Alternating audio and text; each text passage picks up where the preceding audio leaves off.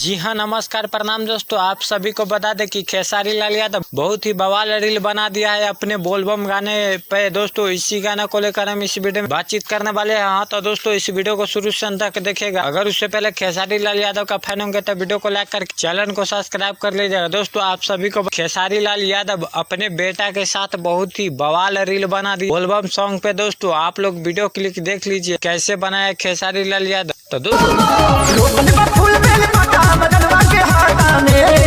आप लोग ने वीडियो क्लिक देख लिए होंगे कि खेसारी लाल यादव कैसे रील बना दिया है बवाल। तो दोस्तों आप लोग क्या कहना चाहते हैं खेसारी लाल यादव के बारे में, तो दोस्तों अपना राय कमेंट बॉक्स में जरूर दीजिए। भोजपुरी न्यूज शिकार यूट्यूब चैनल पे ऐसे अपडेट लेके आता रहता हूँ। नमस्कार प्रणाम दोस्तों। ऐसे अपडेट पाने के लिए दोस्तों और आप सभी को बता दे मेरा दोस्त का चैनल का नाम है रमोद RL। दोस्तों उस चैनल को सब्सक्राइब कर लीजिएगा। मेरा भाई भी ऐसा वीडियो बनाता रहता है। तो दोस्तों जाइए डिस्क्रिप्शन में लिंक है, तो दोस्तों वहाँ से आप लोग देख सकते हैं उसका चैनल का लिंक। दोस्तों वीडियो को यहीं पे एंड करते हैं। धन्यवाद।